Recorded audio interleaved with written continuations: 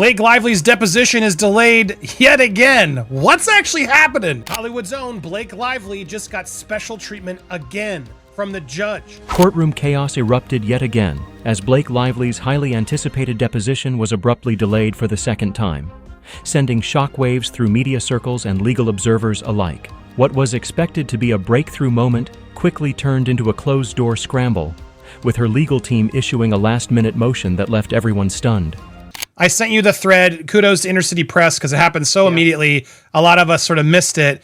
And there was a thread here that sort of went down. From a lot of our perspectives, it seems like Judge Lyman just keeps giving Blake what they're asking for. I got to be honest. But as someone who read this, did you see any red flags? Do you think this delay of deposition, which was supposed to be happening right now as we speak, do you think this, or I guess time of taping, I might have saved this for tomorrow. Do you think this delay was justified? I think so. So this was the issue. I don't think the judge knew really the exact timing because the judge doesn't really care when depositions happen as long as they're done before the cutoff. So the deposition was going to happen, and then the judge made a ruling that changed the structure of the parties. And apparently people were flying from all over the country to be in a room for the deposition, but all of a sudden some of those people didn't need to be there anymore. So there was an emergency hearing where they're like, well, we don't want those people there anymore, even though you, judge, said that they might be able to come back later. So I think the judge did the right thing in that, and then that no one should do work that they shouldn't have to or would be excluded anyway. He didn't want to exclude people from the room that might be entitled to anyway. And so it's a mixed bag, but I think it's the fairest thing that could have happened. Questions are swirling. Is this a calculated legal tactic? Or is Blake hiding something far bigger than the public realizes? Critics are growing louder, especially as influencers and creators previously commenting on the case now face subpoenas and mounting pressure. Blake's silence is no longer just silence. It's strategic and potentially dangerous.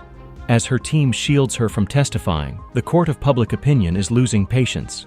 What really happened behind those courtroom doors? And what exactly did her attorneys say that sent everything spiraling into uncertainty? The truth may be closer than ever, but for now it's just out of reach. The tension surrounding Blake Lively's legal drama has reached a boiling point. When news first broke that her deposition had been postponed again, reactions were swift, sharp, and relentless. Courtroom insiders described the moment as chaotic, with the judge clearly frustrated by the sudden shift in schedule. Cameras weren't allowed in the room, but several legal reporters have confirmed that Blake's lawyers walked in prepared not to speak, but to shield. Shield her from what, though? That question is now at the center of a media firestorm. For weeks, speculation has been building around what Blake might reveal under oath. The delay only intensifies those questions. Sources close to the legal proceedings suggest that her testimony could touch on more than just the current allegations. There's talk, unconfirmed but persistent, that what Blake knows could ripple across the entertainment industry and even involve content creators, digital privacy breaches, and major platforms like YouTube and Instagram. But rather than clarify or calm the rumors, her legal team's silence is fueling a frenzy. What makes this delay even more suspicious is the timing. Just days before she was due to appear, Blake's attorneys filed an emergency motion citing new evidence and security concerns. But they refused to elaborate on what exactly those concerns were. Legal analysts agree that emergency delays like this aren't unheard of, but they're also not routine, especially in such a high-profile case. If her team truly had valid reasons, why not explain them to the court or to the public? Instead, we're left guessing, and that guessing game has turned into a media circus. Meanwhile, content creators, some of whom have been reporting on this case from the start, are feeling the heat. Multiple influencers have received cease and desist letters. A few have even been threatened with defamation lawsuits, according to leaked emails shared anonymously online. There's a growing belief that Blake's legal team isn't just defending her in court. They're actively trying to control the narrative beyond the courtroom. One creator who spoke under anonymity described the situation as intimidating, saying they were told to remove all content mentioning Blake's case or face legal action. That creator said, "They're trying to silence us before she even speaks." This aggressive approach raises even more red flags. If there's nothing to hide, why work so hard to shut down commentary? Blake Lively has long been known as a polished, carefully controlled public figure. But now that control is showing signs of cracking. The legal community is buzzing about what the delays really mean. One defense attorney, not affiliated with the case, told a major outlet, "Delaying a deposition of this scale often signals either a breakdown behind the scenes or new leverage being negotiated. Either way, it's not business as usual." What is your reaction to that? Because I would argue Blake Lively's way more famous celebrity than Justin. Does Justin's lawyer have a point? Was this unfair? Do you think Judge's feisty response was warranted? How do you react to all that? I think the judge is a little bit annoyed at the amount of attention the informal correspondence is. Remember, you and I did a show where there was this whole thing about the judge was upset at one of the letters and struck it, and I believe part of it is this a part of his reaction that you're pointing out to here is I think he's just kind of frustrated. Like, I'm trying to treat this as normal people, and you're throwing this stuff in. It's not like you guys are, it's not a David and Goliath type necessarily. Maybe it's a Goliath versus like Goliath 0.2, whatever, but it's not really as bad as you're making it out to seem. And I think the judge is tired of it. I think he's tired of it. Well, the big question is, why wouldn't he just say fine if this case, because Jed's case got dismissed because of Texas jurisdiction, which honestly I think we all saw coming and made sense, and good on Lyman for seeing that through. But he made it almost very easy for Blake to refile, knowing all of this, which is, I guess, an issue in itself that some people have. But why not just make a second? Yeah, we're gonna have a second deposition if it's required. Why do you think he's being so stingent on the 7 hours of depo time? This is such a massive case. Isn't it kind of standard if something else comes around or changes that sometimes you have to sit for a second deposition? So yes, but under the federal rules, especially the federal judges, they need a really, really good reason for making it more than 7 hours. And the problem would be if he lets it for Lively, then all of a sudden there's going to be requests everywhere, and then nothing would ever end. In California, there is no limit for employment cases, which is what I do primarily. And some of these things can go 3 to 5 days, Andy. And the judge is like, listen, you guys have to figure this out, be economical. And so I don't want to deal with, they're coming to him at so much right now. Imagine now, like, oh, we want more time with this person. We want more time with that person. So I think he's trying to manage the case in a way that is fair for everybody. I think that's why he doesn't want to hear, like, celebrity this, celebrity that. I think he's just like, I'm managing the case, follow the rules, fine. I don't want to waste anyone's time, come back. But I do see the frustration as to, well, it seems like he's kind of giving Lively a potential, notch on the belt, if you will. Adding fuel to the fire, a member of the courtroom staff reportedly overheard one of Blake's lawyers mention a digital trail we need to close. What does that mean exactly? Could it involve deleted messages, hacked communications, or something more sinister? No one knows yet, but tech experts say that in high-profile cases like this, digital forensics can make or break a case.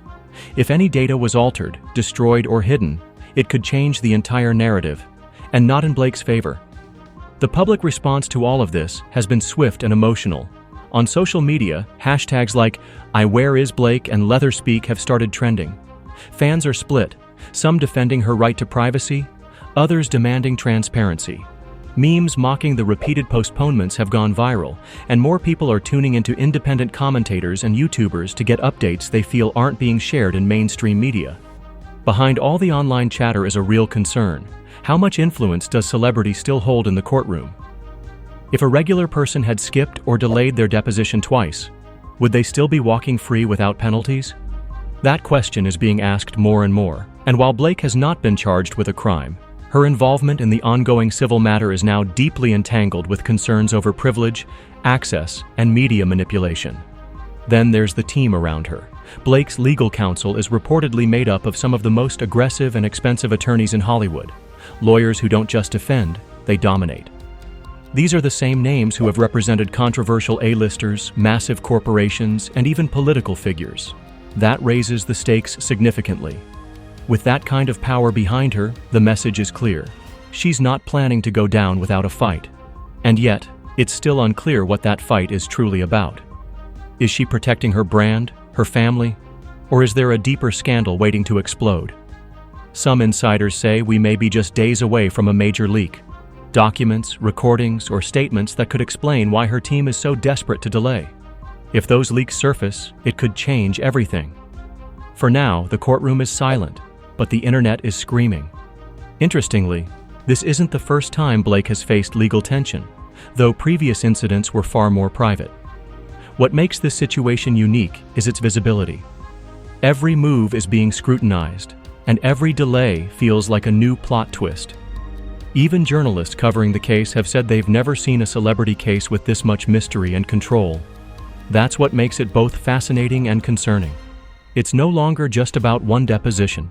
It's about what happens when celebrity, law, and digital culture collide. To make matters worse, one of her legal advisors was spotted leaving the courthouse with what appeared to be a private investigator. While this could be routine, it suggests that Blake's team is gathering intelligence, possibly on witnesses, possibly on content creators. The lines between defense and offense are blurring fast. With the next hearing pushed back once again, all eyes are now on what her lawyers will say next. They've promised an official statement before the week ends. But given the secrecy so far, few are holding their breath for clarity. One thing is certain: the longer this goes on, the more explosive the outcome will be.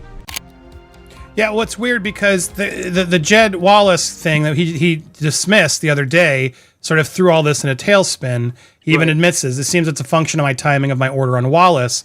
I mean, there's no shadiness there. Some people are like, oh, he's doing this to delay. You're shaking your head already. That's a ludicrous theory in your mind, right? He's just, things are coming by the time he gets them, I imagine. Even I believe that. You do too?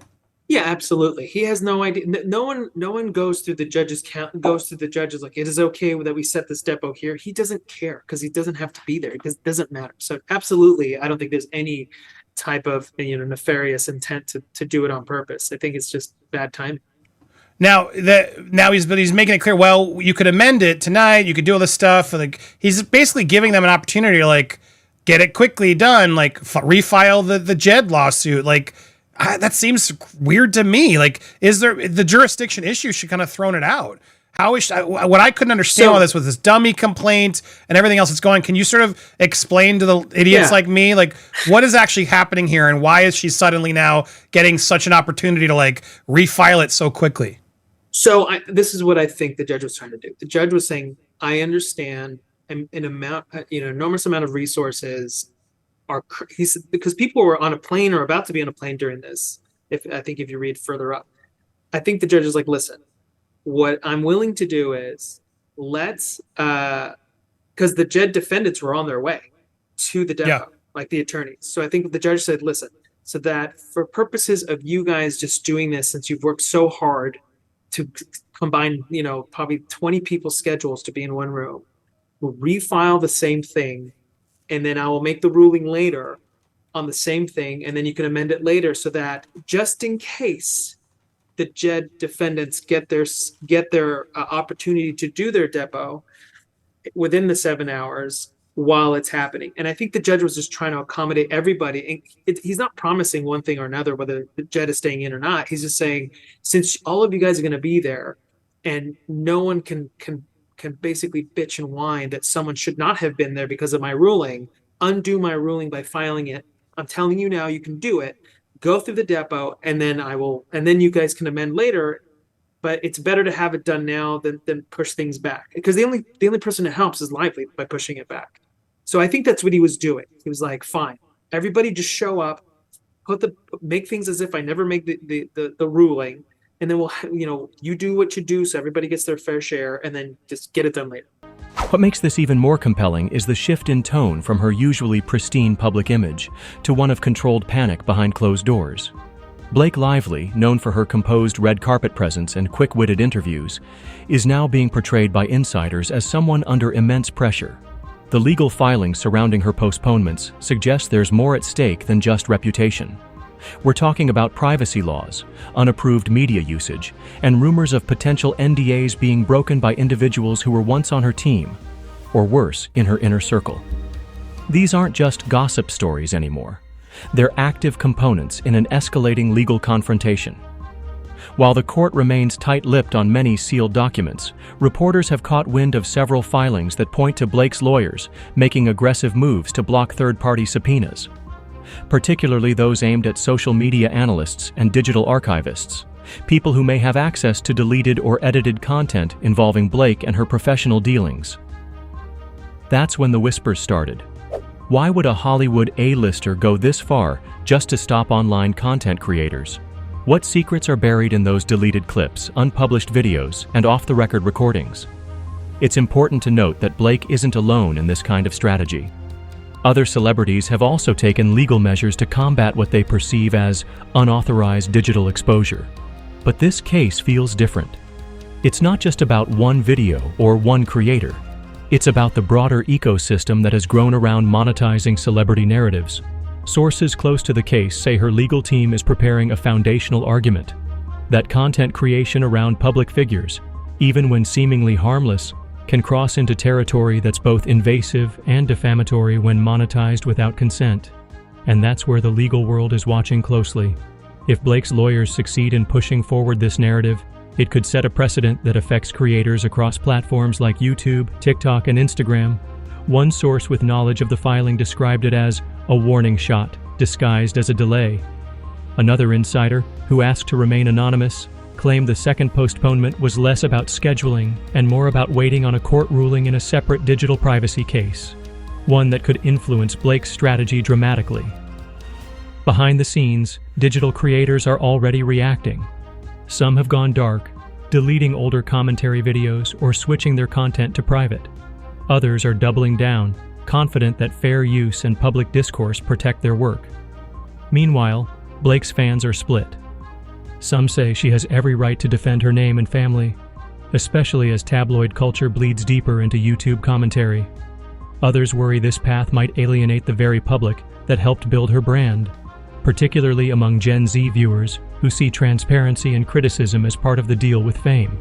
Adding fuel to the fire, reports emerge that her PR firm has started vetting influencer content more aggressively than ever. A known PR watchdog revealed that her team issued multiple takedown requests in the span of 72 hours, an unusual blitz that suggests they are preparing for either a full-scale trial or an emergency injunction. It's almost as if Blake and her legal advisors are trying to control not only the courtroom narrative, but the digital conversation happening in real time. Her to decide where she would be deposed, that she can be deposed at her attorney's office. Now, Baldoni's attorneys are arguing this is her using her celebrity status yet again to get her way, but the judge ultimately ruled in her favor. Now, what's frustrating to me is I do genuinely think this judge is just sick of all the theatrics, but he doesn't see Blake's doing it just as much. They're using this statement that Baldoni's lawyer, Brian Friedman, made about, well, we should sell tickets. And I'll go there in a second, because when you look at the sources, one, it was clearly a joke. Two, it was in response to Blake's lawyers saying, yeah, she's ready to tell the story. But this is just frustrating because Lively's legal team filed a request to change the location of the deposition from her to her lawyer's office due to fears of her being ambushed by paparazzi and the media. They hit back, arguing that their office is only a mile away from her office. Baldoni's team also argued that the location requested hindered their ability to have space to privately discuss the deposition. It's true. When you're at Blake's office, they can be tapped in listening to anything they want. It's super shady. Although Lively's foot stomping and use of her celebrity status may have enabled her to seize control of the film, which is the crux of this dispute, her counsel's tantrum has no place in this court, Brian Friedman said in her filing. Last month, Friedman discussed the deposition on TMZ, saying they would provide evidence for her allegations against Baldoni. We're going to see how consistent her testimony is with the actual facts of what transpired, mentioning all the text, emails, video evidence, etc. Now, Lively's rep said they're looking forward to the deposition next week, while accusing them of making it a public spectacle. Justin's lawyer has tried to make this a matter of public spectacle at every turn, even proposing to sell tickets to a televised deposition in Madison Square Garden. Man, you could have raised a lot for survivors, though, couldn't you, Blake? You could have. If you got nothing to hide, do it, scream it from the rooftops. This is a serious matter of SH and retaliation. It deserves to be treated as such. Oh, you get a break. Just like you're out there accepting awards at the Time Gala and suddenly trotting out your mother to suddenly, oh, she's a survivor. Is she, though? Sounds like that story didn't even hold any water. People were finding out that was nonsense. But they were all worried that they were going to have paparazzi outside the office and catch her. And she's been doing press everywhere. What do you mean catch you? She's the same person who subpoenaed us but told TMZ first that we were getting subpoenaed. Who's really making this a spectacle? It's absolutely nonsense. But yes, they're using the celebrity status to dictate and control the deposition at a location of her choosing. Now, why is that so problematic? Think about it. You're doing your deposition. This is your legal right to depose her. They get to do it to Justin as well. So now, when you do your deposition, you get to do it in her office. There's no private place in her office that you'll be able to then talk legally in between when you take breaks. I guess you could try to walk out. Even then, I'd be terrified to say anything else because you're on her property. She could have cameras in, recordings on, whatever's going on, a Zoom call open that you don't know about. You risk telling everything. But now because it's at her office, Blake controls it all. And this delay plays right into that strategy. By keeping her deposition off the record just a little bit longer, her team can monitor how the press and creators react, patch any narrative holes, and deploy counter-messaging as needed. We've already seen subtle shifts in her interviews, carefully worded answers, rehearsed pauses, and a strong emphasis on protecting her children from media chaos. But now people are asking, is that sincere protection or a tactical move to earn sympathy before the real story breaks? Some sources close to the court believe the next hearing will focus on introducing new digital evidence, possibly metadata from social media platforms or communication logs between creators and former assistants. This is no longer a simple celebrity versus content creator case. It's shaping into a multi-layered battle involving tech companies, copyright law, and the definition of public interest. This also raises serious concerns for creators who may have unknowingly crossed a legal line. Several law firms are now advising influencers to consult with digital rights attorneys before covering high-profile court cases, especially those involving sealed or delayed testimonies. One such legal analyst noted, "This is a wake-up call for the creator economy. Just because someone is famous doesn't mean their private battles are fair game for monetization. We're entering a gray area where the law hasn't caught up with the content boom." But while the legal system sorts out its position, the public remains hungry for answers. News outlets, podcasts, and even talk shows are buzzing with questions. Why now? What changed between the original deposition date and this second postponement? Did her team uncover new vulnerabilities that they weren't ready to address publicly? Or worse, is there internal panic that something will be exposed during cross-examination? Insiders close to the courtroom say the pressure is only building. Every delay raises expectations that when Blake finally speaks, it better be worth the wait. But with her legal team working overtime to control every variable, it's clear they're not willing to let anything go unscripted. Whether it's witness coordination, legal maneuvers, or media control, this entire case has become a spectacle of image management. Even the judge, according to Courtroom whispers, is growing increasingly impatient. While officially remaining neutral, some say the bench expressed frustration at the strategic stalling tactics being used. A third delay could result in penalties or a motion to compel, forcing Blake to testify regardless of her team's broader plans. And if that happens, every eye, from the courtroom to the comment sections, will be glued to what she says and how she says it. As the courtroom doors remain tightly shut and depositions continue to be postponed, one thing is abundantly clear. This is no ordinary legal case. What started as a straightforward dispute has evolved into a layered web of silence, legal maneuvers, and rising public tension. The repeated delays aren't just raising eyebrows, they're setting off alarms. With every motion filed, with every creator subpoenaed, it becomes more obvious that there's something Blake Lively's team is working hard to protect. Whether it's personal privacy, legal exposure, or a deeper controversy yet to surface, these postponements speak volumes without saying a word. The public's patience is thinning, and for content creators now unexpectedly drawn into the legal storm, the stakes have never been higher. Everyone's watching. Everyone's asking, what is she really avoiding? And more importantly, how long can this be delayed before the truth forces its way into the light? Do you think these delays are hiding something bigger? Drop your thoughts in the comments. I'm reading every single one. And don't forget to like, subscribe, and hit the bell so you don't miss what happens next.